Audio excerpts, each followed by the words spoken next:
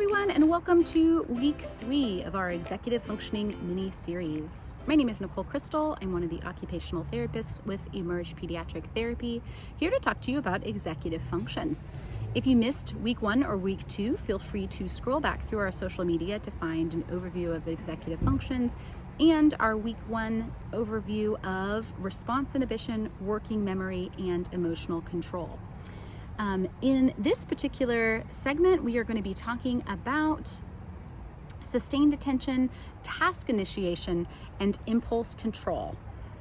So sustained attention is the capacity to keep paying attention to a situation or a task despite distractions, fatigue, or boredom. So some ways that you can support sustained attention for your child. One is just to provide some supervision to your child while they're doing their work. Make the process of increasing attention a gradual process. So perhaps setting the expectation for your child to maintain attention for 5 minutes at a time, and when they're successful at that, then navigating and increasing to 10 minutes at a time, and so on. Use of a visual timer, such as the time timer, might be helpful in helping you show your child how much time they need to attend. This one is called the time timer. I like this one because it is silent until the very end when it just makes a beep. But there are lots of other timers you could use. Using a self-monitoring system, something as simple as having a rubber band around your wrist that while your child is working, that could cue them to ask themselves the question, was I paying attention?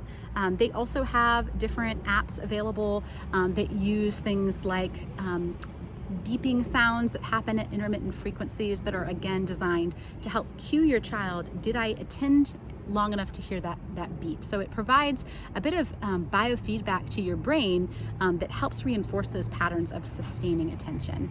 Of course, an incentive or reward system could also be very helpful. All right, task initiation refers to the ability to begin or initiate a project without undue procrastination and in an efficient, timely manner. I'm laughing because this one is one that I can really struggle with, especially if it's not a preferred task. So some ways we can build this skill. One way is we can reinforce prompt task initiation throughout the day. So if you prompt your child to do a task and they respond within a minute, really praise them, reinforce them for this. And then you can gradually increase that length of time so that the praise or reinforcement is coming after 2 minutes and 3 minutes and 10 minutes. Using a visual cue to remind your child when to start the task. So you could leave something as simple as a sticky note for your child, reminding them to start their homework as soon as they get home, for example. Another way that really helps manage a task and initiate a task is when we break that task into smaller or more manageable parts. Coming back to the use of, we've talked about the use of dry erase board can be really helpful to have for a variety of things.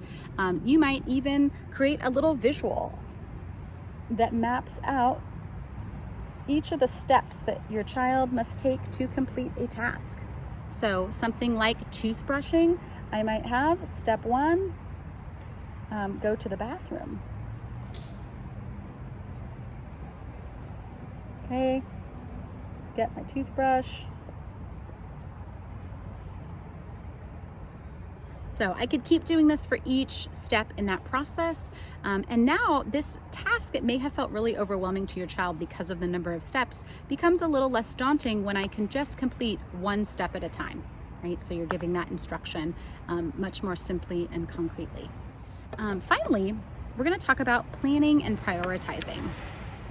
So this is the ability to create a roadmap in order to reach a goal or complete a task, as well as the ability to prioritize and make decisions about what is the most important thing to focus on. So one way you can do this with your child very young is to make plans together about how you will accomplish a task. Something like toothbrushing, for example, you could talk out or write out with your child, how will we achieve this task together? And take your child through the process of being a part of each of those steps. Involve your child in the planning process, simply using questions like, what will happen next? What do you think we should have ready? Will help your child to build some of that internal thought process that goes into planning and prioritizing. Who's really motivating tasks as a jumping off point before you start less motivating tasks. So your child is probably going to be more motivated to create a blanket fort and to plan and prioritize how to make that blanket fort than they will cleaning their room. But if you start building that planning and prioritizing process with a preferred task, it becomes easier to shift those skills into those less preferred and more challenging tasks. Asking prioritization questions like, what do you think we need to do first? Or what do you think is the most important thing you need to do today? These are also all helpful tips. So thanks for tuning in this week. For the next video session, we'll be talking about organization, time management, task persistence, and metacognition. So stay tuned. If your child is struggling with any executive functioning skills, please do feel free to reach out to us. Visit our website, emergepediatrictherapy.com, for more information. Thank you.